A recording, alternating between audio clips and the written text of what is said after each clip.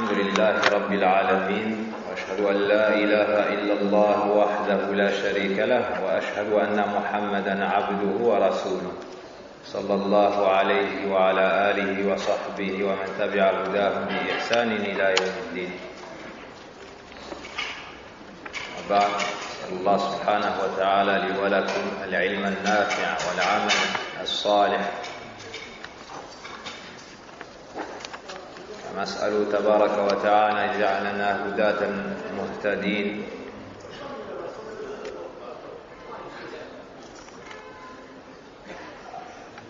قال المؤلف رحمه الله تعالى: باب التسمي بقاضي القضاة ونحوه. Chapitre numéro 45. Se donner comme titre le juge des juges ou d'autres parmi les appellations semblables. Donc le chapitre de celui qui se fait appeler le juge des juges ou d'autres appellations par d'autres appellations semblables.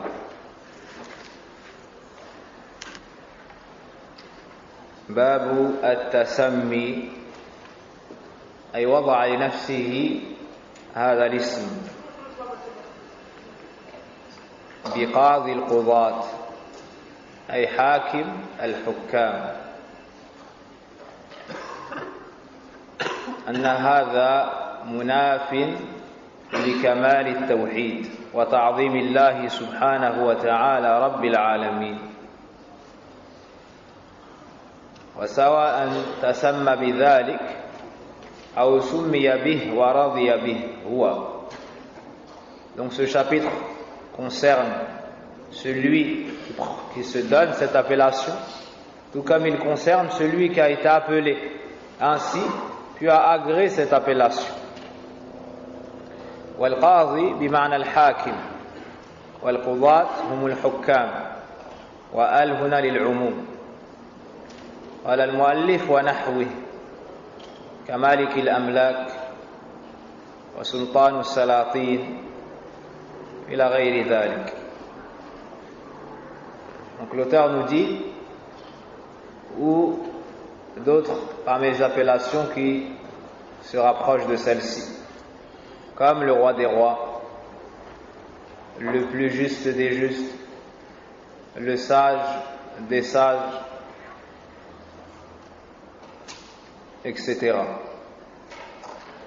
مناسبة الباب لكتاب التوحيد: من تسمى بهذا الاسم فقد جعل نفسه شريكا مع الله فيما لا يستحقه إلا هو، كقاضي القضاة ومالك الأملاك، فالله له الحكم وإليه يرجع الأمر كله، فهو شرك في الربوبية والتعظيم. Donc l'auteur rahimahullah ta'ala a mis ce chapitre dans son livre Kitab al-Tawhid, car cette appellation, le juge des juges, vient à l'encontre de la perfection du Tawhid. Celui qui prend cette appellation l'agrée aura, ou bien se sera donné la place qu'il ne convenait pas. Il se sera mis l'égal d'Allah subhanahu wa ta'ala, ou aura tenté d'être associé à Allah tabaraka wa ta'ala dans une chose qui lui est propre, que nul ne mérite en dehors d'Allah subhanahu wa ta'ala, comme l'appellation du juge des juges ou du roi des rois, car c'est Allah subhanahu wa ta'ala qui détient tout l'ordre dans sa main et c'est à lui que revient toute chose.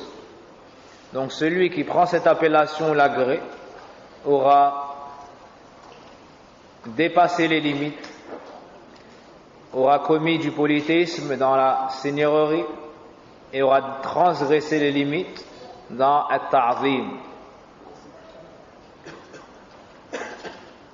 Et ce qui est interdit, c'est de citer cela de manière absolue, comme qadi al-qudat, le juge des juges.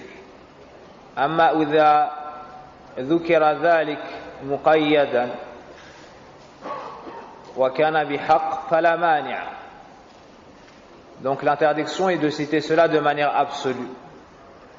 Quant à celui qui cite cela de manière restreinte, comme on pourrait dire قاضي قضاة مصر أو قاضي قضاة المملكة السعودية نعم أو قاضي قضاة اليمن وهلم.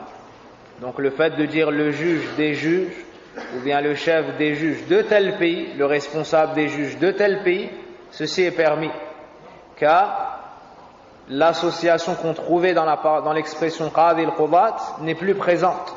Ce qui fait que c'est interdit, c'est que il y a la notion d'association avec une chose qui est propre à Allah subhanahu wa ta'ala.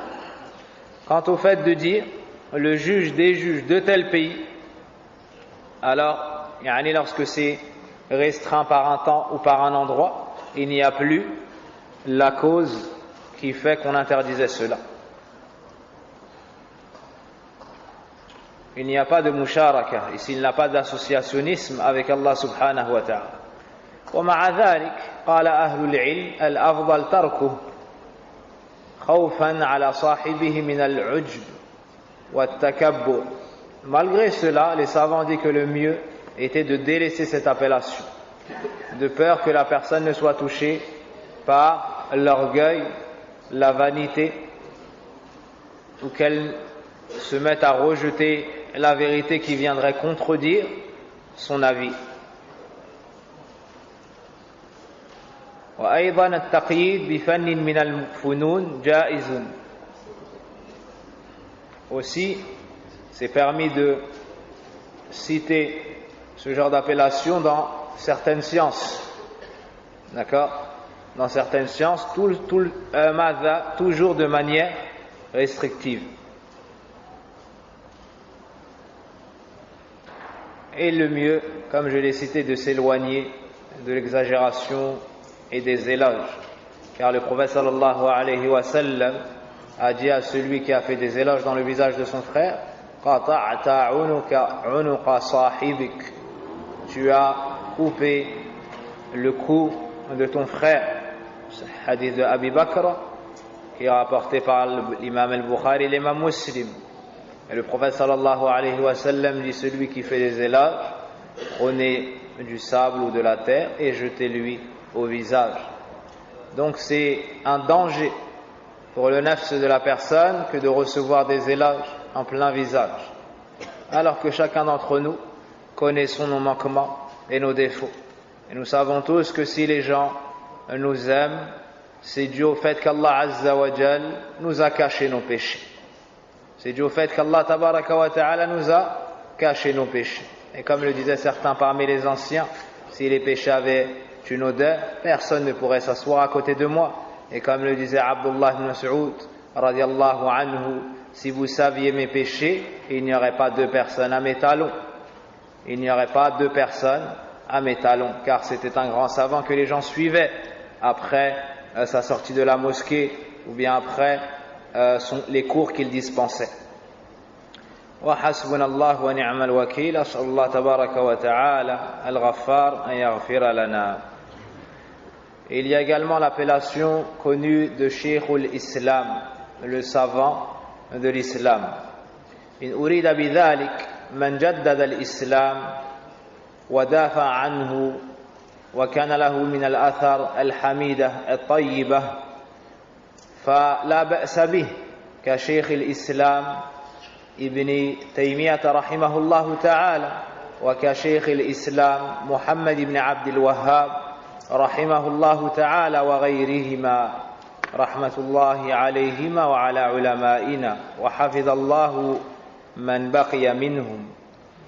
Donc, on peut donner l'appellation de savants de l'islam dans le sens où ce sont des gens qui ont revivifié l'islam, qui l'ont propagé, qui l'ont défendu et qui ont eu de nobles effets sur les communautés, comme Ahmad ibn Abd al-Halim, ibn Abd al-Salam, ibn Taymiyyah, rahimahullah ta'ala, et comme Cheikh Muhammad ibn Abd al-Wahhab, ibn Sulayman, ibn Ali al-Tamimi, rahimahullah ta'ala, l'auteur de ce livre.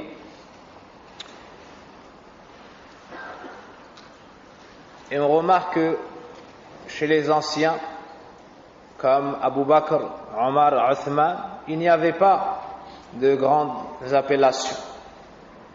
Et au jour d'aujourd'hui, on remarque que celui qui revient du Hajj, pour certains de ceux qui reviennent du Hajj, ils n'acceptent plus qu'on les appelle Cheikh pour la personne âgée ou bien par son prénom pour le jeune, mais il veut que tu l'appelles Al-Hajj.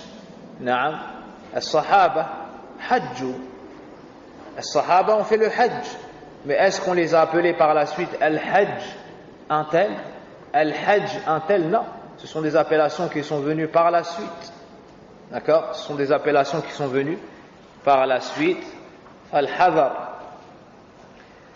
L'auteur rahimahullah ta'ala nous dit wa fi sahih an Abi Hurayrah radiyallahu anhu. Fi sahih bal fi sahihayn. Ce hadith n'est pas que dans le recueil de l'imam Bukhari, mais également dans le recueil de l'imam Muslim. An Abi Hurayrah radiyallahu anhu.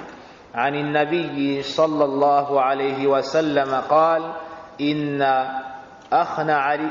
أخنع اسم عند الله رجل تسمى وفي رواية سمي ملك الأملاك لا مالك إلا الله.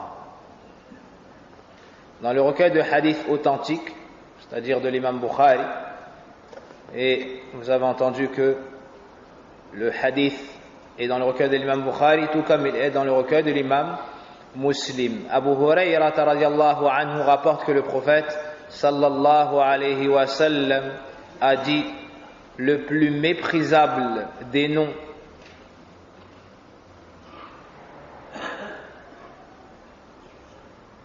auprès d'Allah, le plus méprisable des noms auprès d'Allah est un homme qui se donne comme nom le roi des rois. Or, il n'y a de possesseur absolu qu'Allah. Vous corrigez dans le livre. Vous avez ici le plus méprisable des noms d'Allah. Cela pourrait grandement porter à confusion. Donc vous notez le plus méprisable des noms auprès d'Allah, ou chez Allah, ou pour Allah, est un homme qui se donne comme nom le roi des rois. Or, il n'y a de possesseur absolu qu'Allah. Akhna'u ay awda'u, adhallu, le plus méprisable des noms auprès d'Allah, pour Allah. Rajulun tasamma, un homme qui se fait appeler. Donc là, c'est lui qui a pris cette appellation. Puis, on l'a appelé ainsi. Dans une autre version du hadith, rajulun summiya ay mabniyun ala ma lam yusamma fa'iluhu. مبني على المجهول أو للمجهول نعم أي يدعى بذلك وهو قد رضي به. Donc dans la deuxième version, cela voudrait dire que c'est les gens qui ont pris cette appellation, qui lui ont donné cette appellation, mais lui l'a agréé, l'a accepté, a accepté de porter ce nom. Comme certains envers qui on exagère dans le rang, puis lorsqu'ils sont conseillés, ils disent: ça n'est pas moi, ce sont eux qui m'appellent ainsi, ce sont eux qui ont fait. Non, si tu te tais, d'accord, et si tu ne corriges pas, et si on ne connaît pas de toi ce rejet et le fait que tu n'agrées pas, alors tu auras le jugement de celui qui a appris ce nom. Tu auras le jugement de celui qui a pris le nom.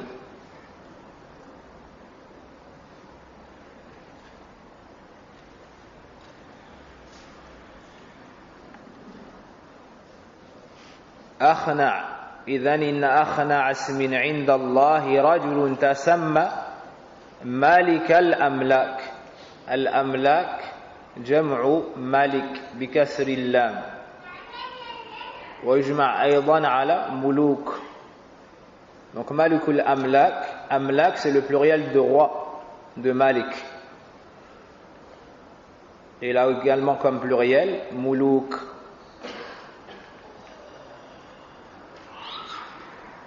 Donc c'est le nom le plus méprisable. le plus vil auprès d'Allah subhanahu wa ta'ala. Pourquoi cela? لأن في هذا الاسم إشعار بالتكبر والتعالي. Car dans ce nom, on voit que la personne veut s'élever au-dessus des autres, sortir de son rang et le dépasser. أرفع الناس في السلطة هم الملوك فهذا ما رضي أن يكون مالكا بل ملك الأملاك بل ملك الأملاك أي فوق مرتبة الملوك وهذا لا يليق إلا بالله جل وعلا. Cette personne s'est fait appeler le roi des rois. Le niveau le plus haut fi dunya, le plus élevé dans le gouvernement, c'est le fait d'être le roi, d'accord, le dirigeant. Cette personne n'a pas agréé cela, elle a même transgressé ce niveau pour se faire appeler le roi de l'ensemble de ses rois. Et cela ne convient qu'à Allah subhanahu wa ta'ala.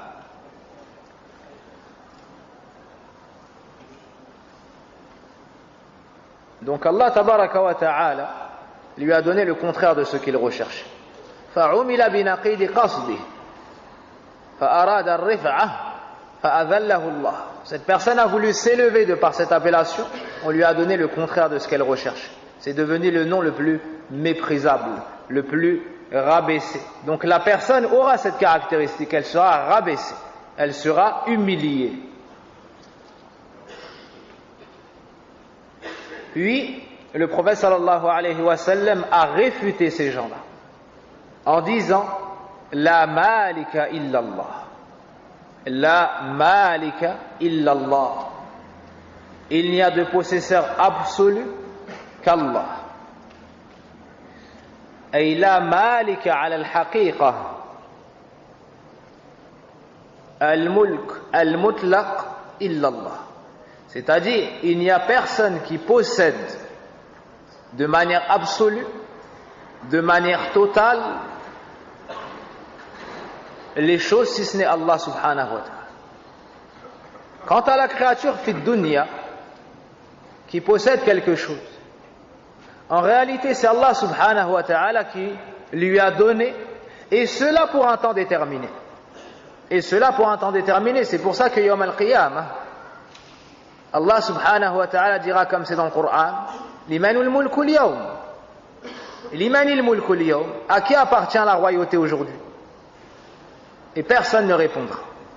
Allah azza wa jal, Rabbul izzati wal jabarut, répondra lui-même en disant Lillahi al-wahid al-qahhar. À Allah, l'unique, le dominateur suprême. Donc c'est Allah subhanahu wa ta'ala malikul amlak. C'est Allah subhanahu wa ta'ala le roi des rois. وفي رواية أخرى لمسلم لا مالك إلا الله. Donc nous avons la malika illallah et nous avons la malika illallah. Tout comme nous avons maliki yawmiddin et nous avons maliki yawmiddin. Naam. Donc il y a le sens de malik, d'accord, et il y a le sens de malik. Donc malik, on le traduira par roi, et malik, on le traduira par possesseur ou propriétaire.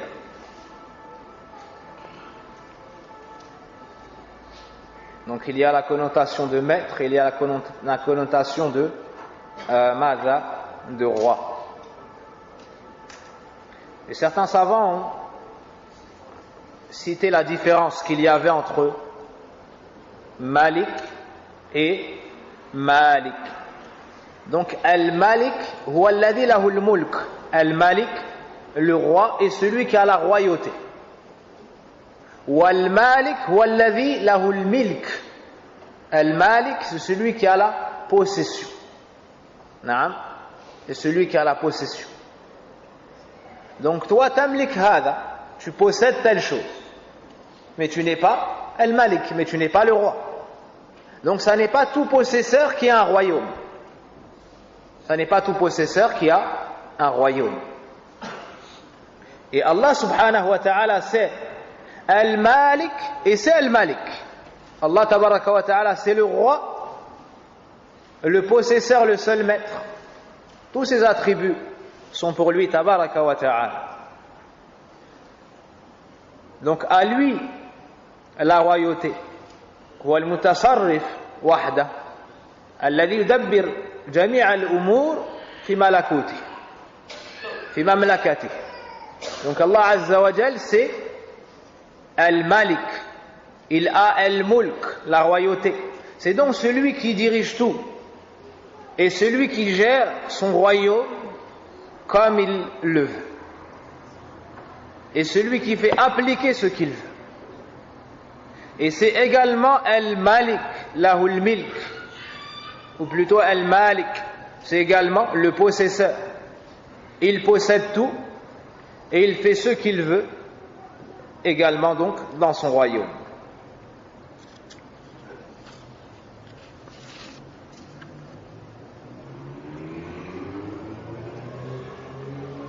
Donc ce nom, Malikul Amlak, c'est le nom le plus méprisable auprès d'Allah subhanahu wa ta'ala. Les savants ont expliqué entre autres deux causes pour cela. Premièrement, huwa akdhabun nas. Premièrement, c'est un grand mensonge qu'il profère ici. Car il prétend être le maître ou bien le roi de l'ensemble des rois ou le grand propriétaire, alors qu'en vrai c'est Allah subhanahu wa ta'ala qui lui a mis dans la main ce qu'il possède. Premièrement, donc c'est la propriété d'Allah et lui en fait partie. Deuxièmement, au moment de mourir, il perd et se sépare de sa royauté ou de ce qu'il possède. Il se sépare de sa royauté et de ce qu'il possède. C'est pour cela que l'un des pieux parmi les dirigeants, Harun Rashid, si je me souviens bien, rahimahullah, عند موتي قال يا من لا يزول ملكه ارحم من قد زال ملكه. Il a dit: ô toi, celui dont la royauté ou la propriété ne disparaît jamais, fais miséricorde et aie pitié de celui qui vient de la perdre. Subhanallah. Ô toi, celui dont la possession ne disparaît jamais, aie pitié de celui qui vient de perdre la sienne. هذا هو التوحيد. Ça c'est du tawhid. C'est de savoir que ce que tu possèdes, c'est Allah Azza wa Jal qui te l'a donné. Pour un temps déterminé, et c'est un ibtila, c'est un imtihan, pour voir comment est-ce que tu vas te comporter. Le riche, c'est un ibtila pour le pauvre. Le pauvre, c'est un ibtila pour le riche. Le riche doit sortir la zakat. Le pauvre ne doit pas être envieux. Naam. وَجَعَلْنَا بَعْضَكُمْ لِبَعْضٍ فِتْنَةً أَتَصْبِرُوا وَكَانَ رَبُّكَ بَصِيرًا. Allah Azza wa Jal nous dit dans Surat Al-Furqan que nous sommes des épreuves les uns pour les autres. Allons-nous nous montrer endurants? Et certes, ton Seigneur est clairvoyant. Donc tout ce que tu possèdes, sache que c'est Allah subhanahu wa ta'ala qui te l'a donné pour un temps déterminé. Et tu vas t'en séparer. Puis tu seras questionné sur la manière dont tu as utilisé ces bienfaits et comment est-ce que tu les as eus. Donc en réalité, la royauté et la possession tout entière appartient à qui? À Allah tabaraka wa ta'ala, al-wahid, al-qahhar. قال الله سبحانه وتعالى تبارك الذي بيده الملك وهو على كل شيء قدير. Donc Allah Azza wa Jal nous dit que la royauté est dans sa main. Il nous dit également قل اللهم مالك الملك تؤتي الملك من تشاء.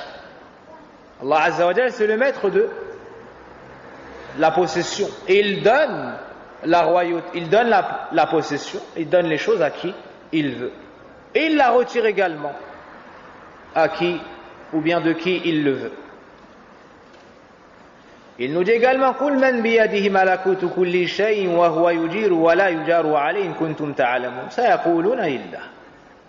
Donc nombreux sont les versets qui nous affirment que la royauté, que la possession est réelle de manière absolue, n'appartient qu'à Allah subhanahu wa ta'ala. Donc Allah tabaraka wa ta'ala n'aime pas les noms où il y a de l'orgueil. Donc premièrement, je vous ai dit que ce nom est détesté chez Allah et humilié chez Allah, méprisable chez Allah, car il y a du mensonge.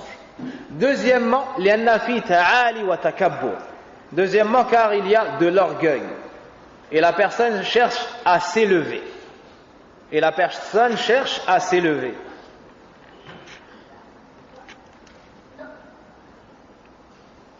Et al-kibriya, le fait d'exposer sa domination, est une propriété qui revient de droit qu'à Allah subhanahu wa ta'ala. Par contre, nous les serviteurs, nous avons reçu l'ordre de nous montrer humbles. De nous montrer humbles.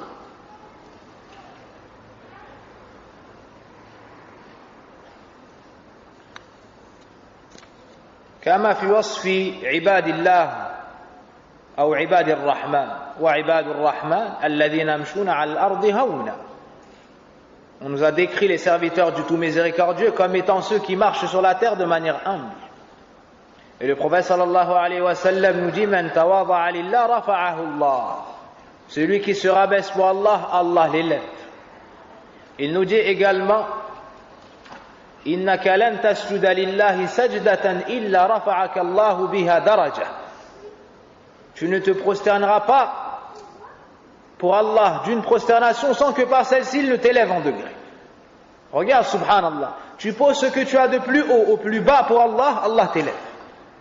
Et tu refuses de te soumettre, Allah Azza wa Jal t'humilie. Regardez, Pharaon, il n'a pas été humilié sur la terre, plus bas que terre. Il a dit Ana rabbukumul a'la, je suis votre Seigneur le plus haut. Allah Azza wa Jalla l'a mis au plus bas que la terre. Subhanallah, dans la mer, il l'a noyé. Fafi hadha durusun wa ibar. Dans cela, il y a des leçons et des enseignements pour celui qui réfléchit, qui prête l'oreille à un cœur vivant. À l'inverse, on voit que les noms les plus aimés chez Allah subhanahu wa ta'ala sont les noms où on voit que la personne se rabaisse. Ahabbul asma ila Allah, Mada, Abdullah wa Abdurrahman. Le prophète sallallahu alayhi wa sallam nous dit, comme dans le hadith d'Ibn Umar et Mada d'Ibn Samura, Naam Abdurrahman ibn Samura et d'Ibn Umar, le hadith c'est Inda Tirmidhi et d'autres. Le prophète sallallahu alayhi wa sallam nous dit les noms les plus aimés chez Allah sont le serviteur, l'esclave d'Allah, le serviteur, l'esclave du tout miséricordieux. Subhanallah, plus il y a l'humiliation pour Allah dans le nom, plus il est aimé chez Allah. À l'inverse, Malikul Amlak, Akhna Usmin Indallah. À l'inverse, le roi des rois, c'est le nom le plus méprisable chez Allah. Donc de cela, on tire une leçon pour ceux qui aspirent à avoir des enfants, ou bien qui sont dans l'attente d'enfants, comme certains frères ici. Allah subhanahu wa ta'ala yarzuqana wa yarzuqahum dhurriyatan salihatan tayyibah. Qu'ils n'oublient pas ce principe. Qu'ils n'oublient pas ce principe. Et bi'idhnillahi rabbil alamin. Si Allah tabaraka wa ta'ala m'accorde un fils ou deux fils en plus, j'appellerai le premier Abdullah et le second Abdurrahman. كيف أنت؟ Abdullah Abdurrahman. Naam. طيب. Pour une femme, comment est-ce qu'on dit? Est-ce qu'il y a l'équivalent pour les femmes? Naam. Pour l'homme on dit Abd et pour la femme on dit Ama. Abdurrahman, donc c'est pour un garçon, et Amatur Rahman, c'est pour une fille. Abdullah, c'est pour un garçon, et Amatullah, c'est pour une fille. Naam. Donc le meilleur nom pour la fille, c'est ça. Amatullah, Amatur Rahman, la servante d'Allah, la servante du tout miséricordieux. Tasawwar hadha ar-rajul. Yani imagine cet enfant. Depuis tout petit, il entend serviteur du tout miséricordieux, serviteur d'Allah. Subhanallah. Toute sa vie, ça rappelle que c'est un serviteur, un esclave d'Allah. Donc ça, c'est plus prend à ce qu'il soit soumis à Allah et qu'il soit monothéiste. Par contre, tu appelles l'enfant Abdul Nabi, Iyadan Billah. Certains appellent leurs enfants l'esclave du prophète. C'est haram, hada shirk. Ou Abdul Uzza, wal Iyadu Billah, kama fil Jahiliya. D'accord? Ces noms-là sont interdits. Et la personne qui a eu cette appellation, il n'a pas de péché, mais il ne doit pas accepter qu'on l'appelle comme ça. Yajibu alayhi an yughayyir asmah. Il a l'obligation de changer son nom. S'il ne peut pas le faire dans les papiers, alors il doit dire aux gens qu'il change de nom et qu'il refuse qu'on l'appelle ainsi. Donc sachez que ce prénom n'est pas permis. Abdul Nabi, hada la yajuz, hada shirk, wal iyadu billah. Après Abdullah, Abdul Rahman, les noms où il y a ta'bid lillah, les noms où il y a le serviteur et ensuite un nom d'Allah. Comme quoi par exemple? Abdul Wahid, Abdul As-Salam, Abdul Al-Mu'min, Abdul Al-Hayy, Abdul Qayyum, ou Abdul Hayy Al-Qayyum aussi. D'accord? Donc tu dis Abd et ensuite tu mets un nom d'Allah. Ce sont les noms les plus beaux. Et tu vois certains frères qui, lorsqu'ils sont dans l'attente d'un enfant, ils courent à la librairie, achètent un livre de noms, et ils cherchent, et ils ont des insomnies, et ils cherchent, et ils cherchent. Dors tranquille mon frère. Abdullah, Abdurrahman. Hein? Abdullah, Abdurrahman. Ce sont les meilleurs noms. D'accord? Ensuite, tu n'as que l'embarras du choix. Abdul Aziz, Abdul Malik, Abdul Malik. Tu n'as que l'embarras du choix. Ensuite, les noms des prophètes. Ensuite, les noms des prophètes. En min bab al-fa'ida, le shir, l'auteur, tous ses enfants, d'accord, ils disent que Cheikh Mohammed ibn Abdul Wahhab ma yuhibbu ahl al-bayt. Ils disent qu'ils n'aiment pas les gens de la famille du prophète sallallahu alayhi wa sallam. Ils mentent sur les savants comme à l'Arabie de chute. Hein? Là, c'est un ahl al-shirk. Tous ces enfants ont les prénoms de ahl al-bayt. Tous ces enfants.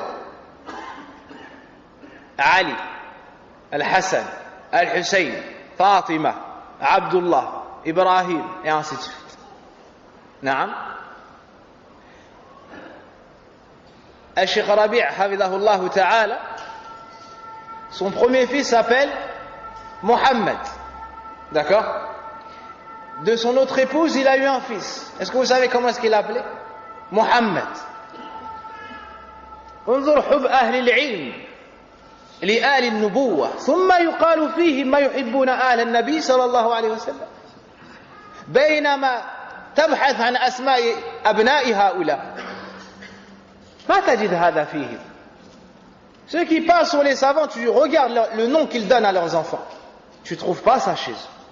Naam. Ensuite ils disent des ulama de Ahl Sunnah qu'ils n'aiment pas la famille du prophète sallallahu alayhi wa sallam. Wallah al-musta'an. Ça c'était une parenthèse. On revient à notre sujet. Puis l'auteur nous dit قال سفيان ابن عيينة ابن ميمون. Sufyan, c'est un grand savant. Il est né en l'an 107 à Al-Koufa. Il a vécu également à la Mecque. Il est décédé en l'an 197. C'est un grand savant. قال سفيان ورحمه الله مثل شاهان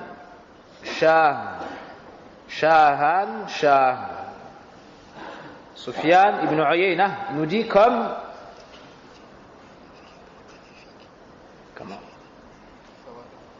Fawaid, طيب, ça vient à la fin parce qu'il y a une autre riwaya. Jazakallah khairan. Donc ahsant. Donc, Sufyan ibn Uyayna rahimahullah ta'ala nous dit, comme le fait de dire Shahan, Shah.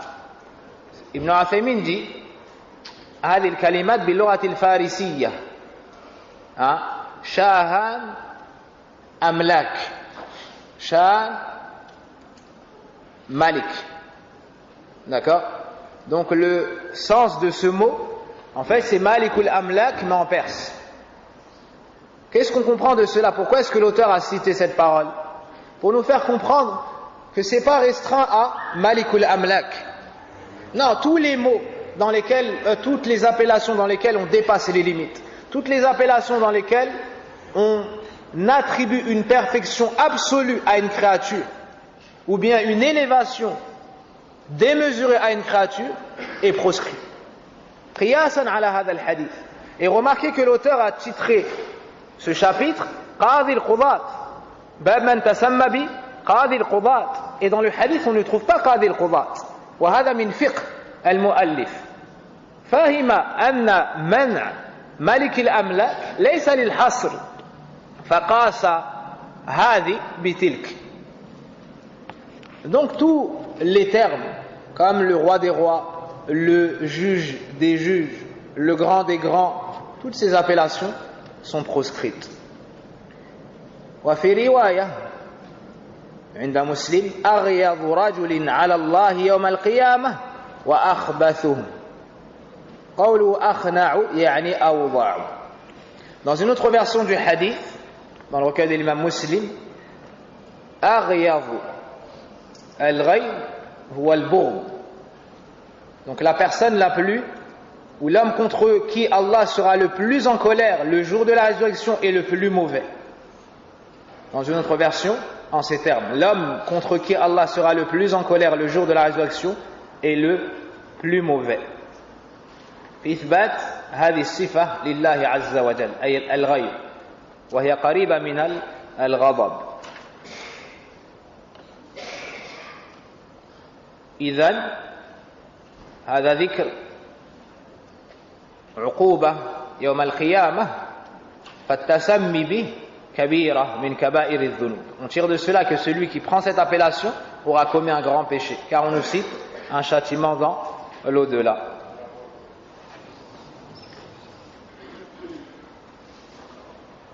Donc toute appellation التي تدل على غاية الكمال والكمال أو الكمال المطلق المبالغة في التعظيم لا يكون أو لا تكون إلا لله لا تكون إلا لله.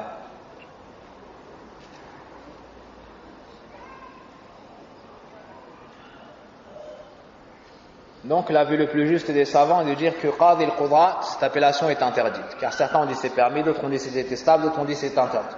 L'avis le plus juste est de dire que c'est interdit, comme l'ont dit plusieurs savants, et cela pour protéger les limites du tawhid et pour éloigner les gens des causes qui pourraient les faire tomber dans le polythéisme.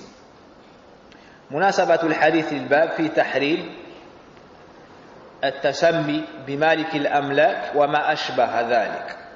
L'auteur a cité ce hadith sous ce chapitre ou dans ce chapitre car on y voit l'interdiction de s'appeler par le roi des rois et toutes les appellations qui y ressemblent et parmi ces appellations qui y ressemblent Adil Qudat, d'où